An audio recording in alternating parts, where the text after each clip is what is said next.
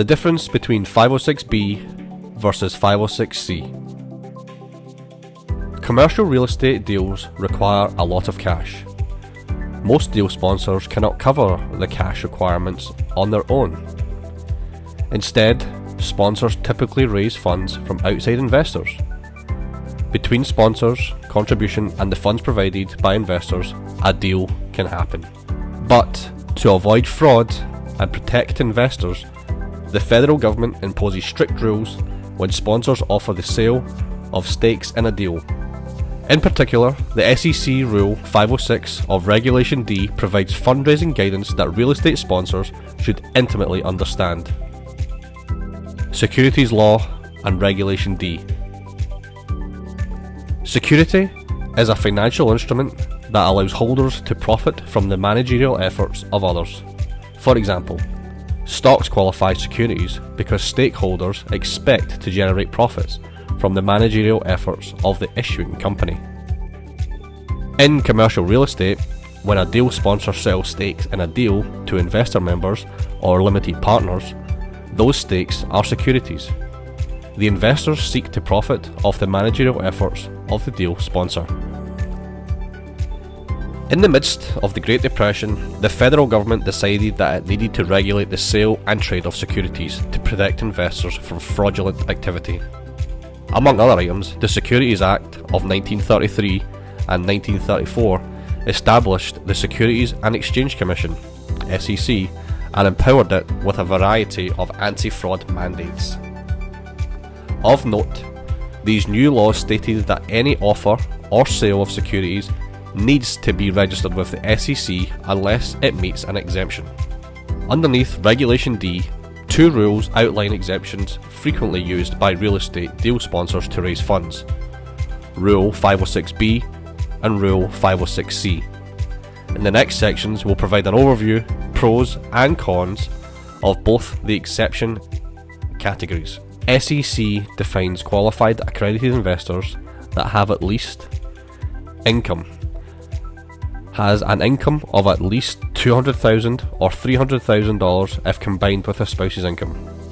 This level of income should be sustained from year to year.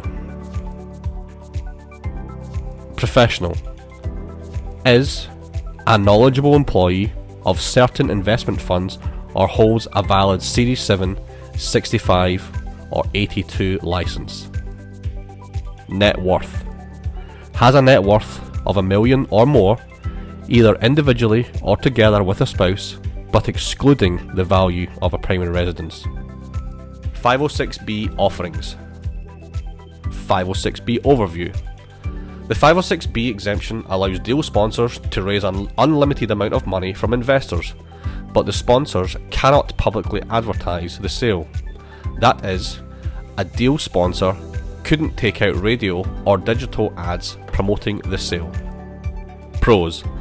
506B provides sponsors significant flexibility regarding potential investors.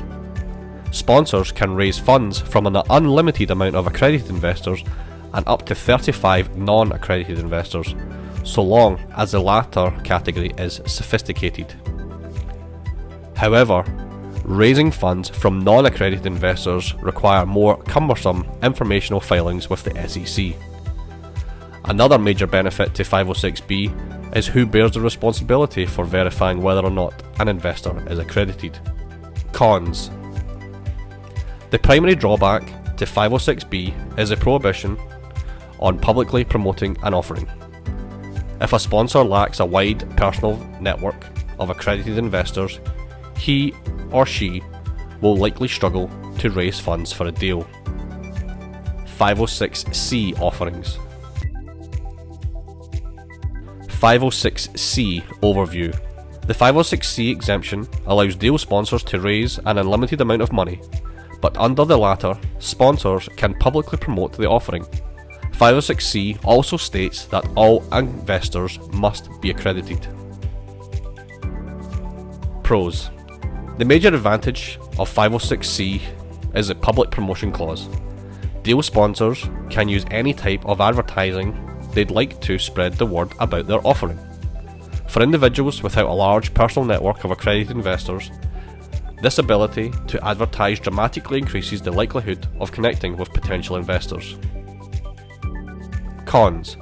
Whereas investors self-certify accreditation status with a 506(b) exemption, the verification onus falls on the deal sponsor under 506(c).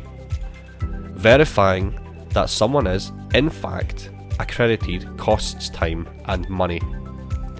Furthermore, sponsors expose themselves to potential liability if they fail to properly certify an investor's accreditation status. Final thoughts: 506(b) versus 506(c). Deal sponsors can use both of the above examples to avoid the onerous process of registering a security offering with the SEC. But, under both 506(b) and 506(c), investors receive restricted securities, meaning they cannot resell them for 6 months to a year without actually registering them. For sponsors deciding which exemption to use, the primary consideration is whether or not you want to publicly advertise. With 506(c), you can promote the offering to anyone, but you must verify that all investors are accredited. Conversely, with 506(b), you can only promote an offering to your personal network, accredited and non-accredited, and the accredited investors can self-certify. If you'd like to discuss real estate investing options for your unique situation, we would love to chat.